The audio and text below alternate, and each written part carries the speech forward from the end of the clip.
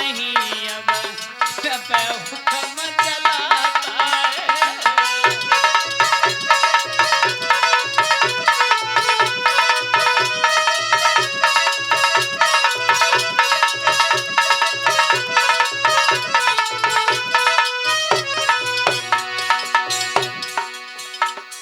जवाब दिया, अरे तुम्हारे पास रखा क्या है? और सुनो,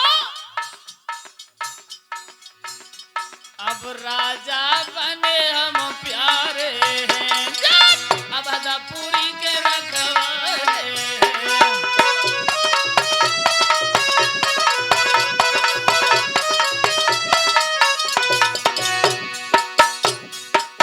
अब क्या बचा है? इस अयोध्या के राजा हम हो गए। तुम बात करते हो ना राज्य करने की, 60 बार सोने का कर्ज हमारा तुम्हारे ऊपर बाकी है। हाँ। अब सोचो का विचारेगा, जाने हुक्म न डाले।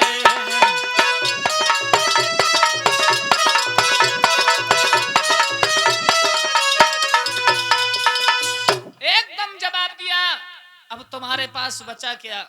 ये राजपाट सब कुछ हमारा हो गया। सज्जनों, महाराज के होश उड़ गए। इतने शब्द जब सुने कि कुछ नहीं बचा, सब कुछ हमारा है। जवाब दिया महाराज, ठीक है, आप अयोध्या के राजा हैं, लेकिन ध्यान रखना, अभी मैं तो तुम्हारा नहीं हुआ हूं। जवाब दिया, सिर्फ बचा ही क्या है? अरे आपकी प्राण प्रिय तारा और आपका पुत्र रोहित। ध्यान रखना, तुम तीनों प्राणियों के ऊपर हमारा 60 भार सोने का कर्ज है।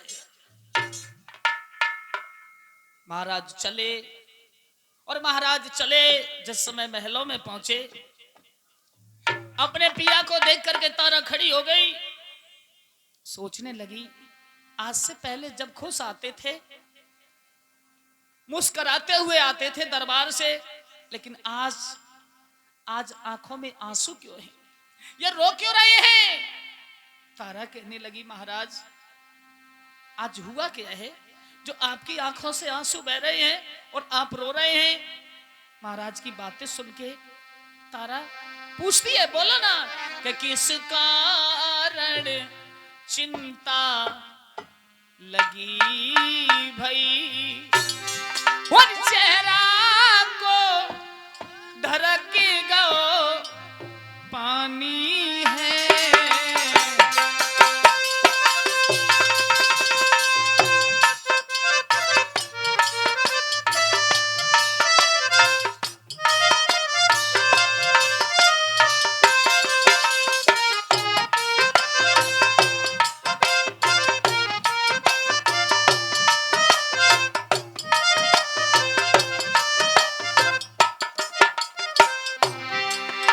बोली, आज से पहले जब आप आते थे बड़े खुश नजर आते थे, लेकिन आज आपकी आंखों से आंसू क्यों बह रहे हैं? बोली, किस कारण चिंता लगी भई, चेहरा को ढरकी गो पानी है।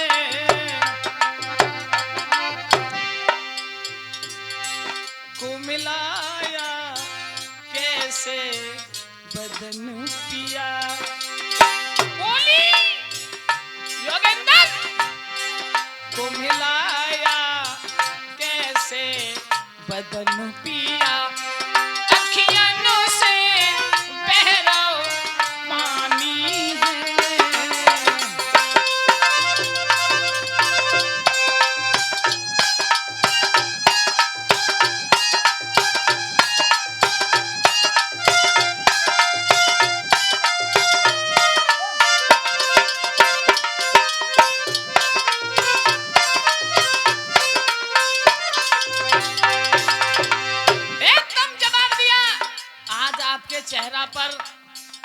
सोचतापन क्यों है?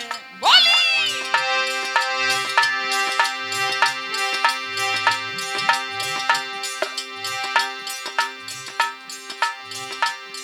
याद हो के से कोई दुख हो गया, क्यों चेहरा ये गमगीन हुआ।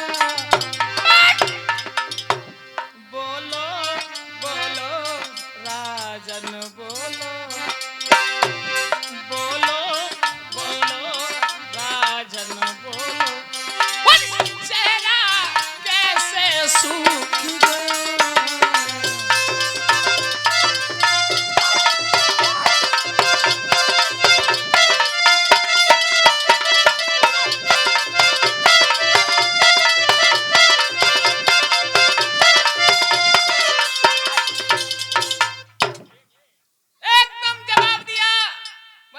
तुम्हारे चेहरा पर ये सुस्ताई क्यों छाई है? ये चेहरा सूख क्यों रहा है? एक प्राण प्रिया पत्नी पूछती है। क्या पूछती है अपने पति से?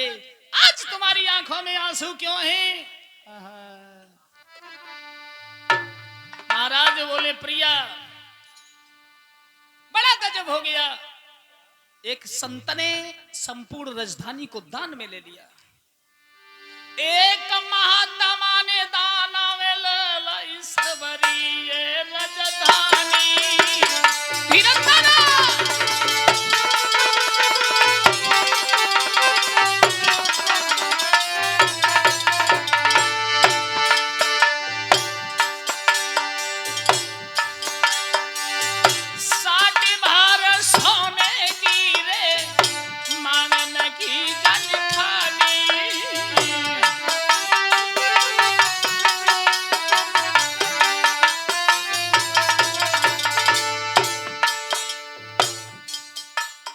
प्रिया बोली, बस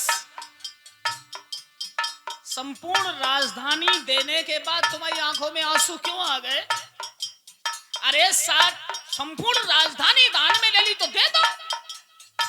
अरे रोने की कौन सी बड़ी बात है? नहीं नहीं, ये नहीं है। सुनो, बात वो नहीं है। अरे राजधानी ले ली तो कोई दिक्कत नहीं है, कोई दिक्कत नहीं। दुख एक ही बात का है, 60 बार सोना। महारानी बोली, बस छोटी सी बात।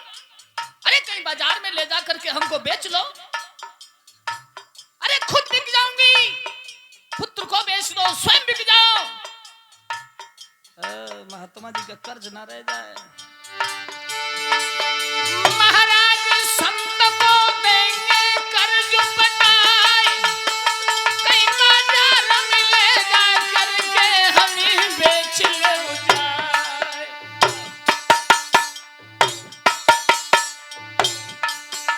भैया सुन के इतनी बात तू पहले की रोया है। दादा सुन के इतनी बात तू पहले की रोया है।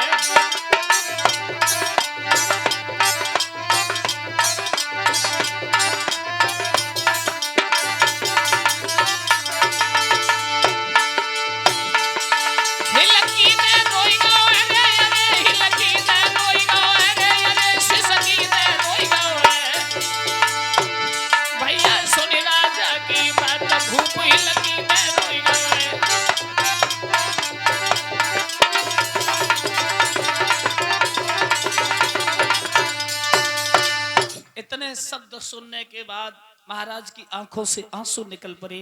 प्रिया, अगर हम तुम्हारे लिए सुख नहीं दे सकते तो दुख देने के अधिकारी कहां से हो गए? एकदम जवाब दिया, कोई बात नहीं।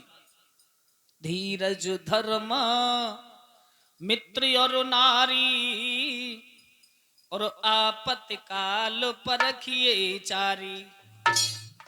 जवाब दिया तारा ने कि धैर्य, धर्म और मित्र और नारी, इन चारों की परख आपत्ति काल में होती है। महाराज, अगर इस समय मैं तुम्हारा साथ नहीं दे सकती तो तुम्हारा साथ कब दूंगी? महात्मा जी कहने लगे,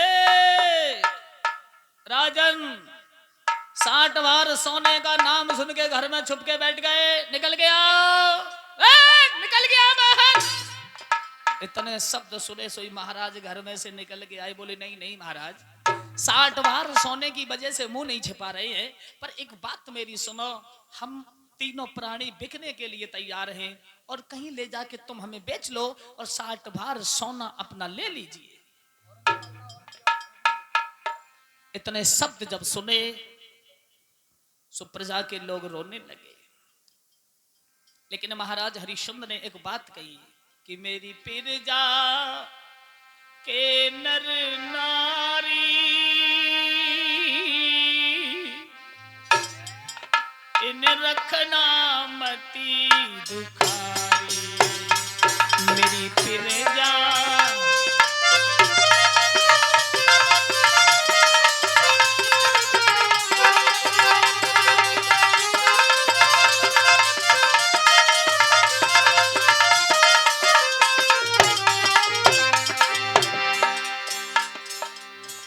जवाब दिया, जो मेरी प्रजा के लोग हैं कभी इन्हें दुख मत देना।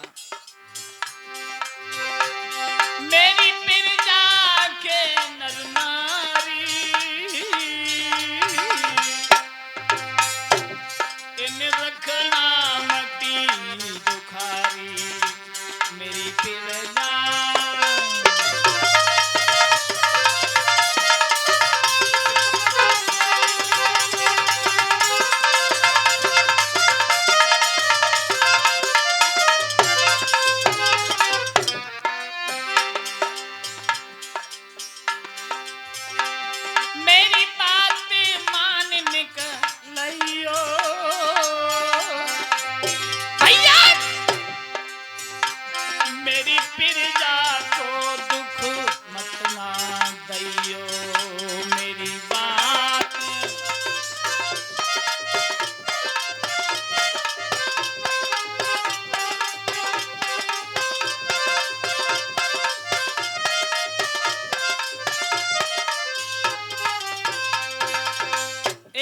जवाब दिया, बस एक ही मिले आपसे है, जो मेरी प्रजा है इस मेरी प्रजा को कभी दुख मत देना, और मैं तुमसे कुछ कहना नहीं चाहता।